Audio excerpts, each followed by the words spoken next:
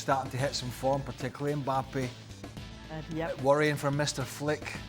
Donny Luca Bacchio making it 4-2 there. Yes, you're talking about what could be a bit worrying for Mr. Flick. This is what we're looking at right now. Real Madrid 1 point behind Atleti, 2 points above Barcelona, having played a game less. What do you make of the title race right now, Craig? Well, in terms of a league, if you want entertainment, and maybe not a word to be used with Atleti. Yes, steady on.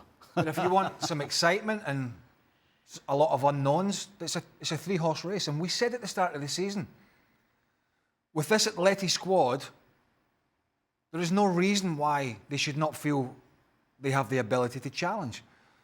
Because their squad, you could argue at the moment, most of the players are fit, is deeper than both the Barca and the Real Madrid squads. He could have fielded a second 11 yesterday, Simeone, from the bench, of good players.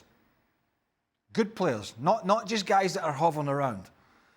Now, we can debate their style of play all day long. I don't think that's up for debate, but this is what they do, this is who they are.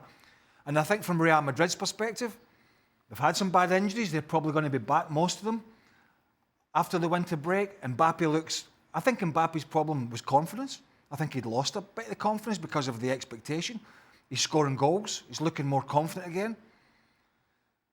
Ancelotti's figuring it out. And the one team that has a problem is the team that we all thought were going to be sitting here on top of the pile at the winter break in Barcelona. But they are not. They have more problems now than the other two. But this guy, he's had a lot of criticism, myself included. But it's not about...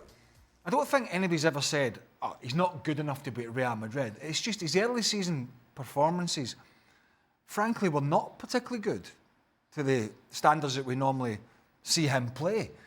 And that's where the criticism came. But I kind of feel that he's got his feet under the table now. And in the last couple of games, he's been scoring goals that you expect.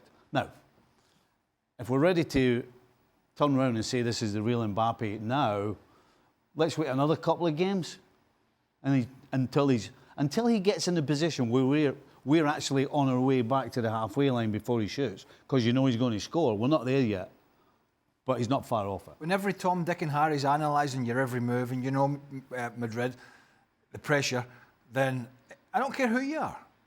I don't care who you are. When your team's having a tough time and you go in there and you're not playing at the top of your game and they're analysing you to death, it gets to you.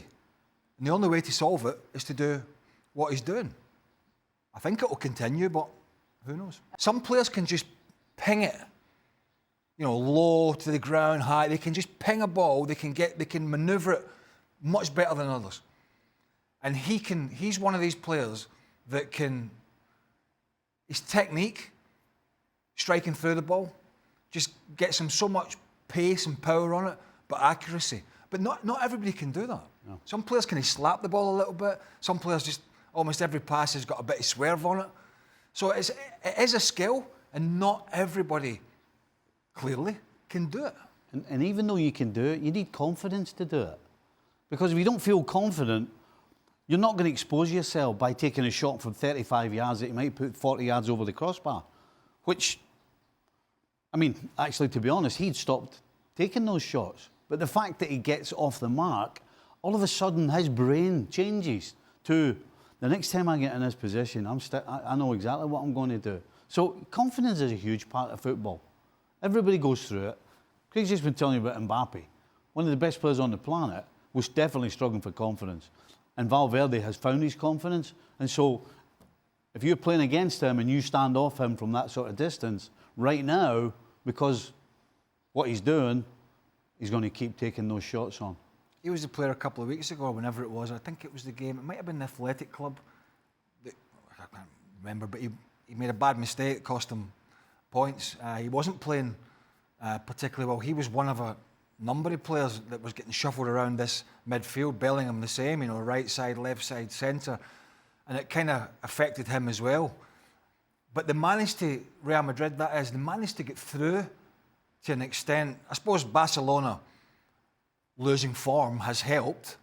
It's allowed the pack to sort of close up.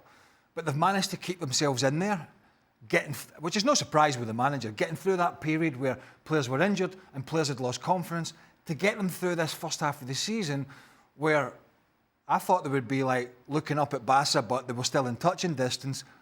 For them to be above Barcelona yet, but behind Atleti with the problems they've had, I think just tells you all you need to know about the manager. So I'd be very wary of them in the second half of the season. Yeah. And Real Madrid have got a make-up game with Valencia coming off. That game is going to be played Friday, January 3rd, 2:30 p.m. Eastern. You'll be able to catch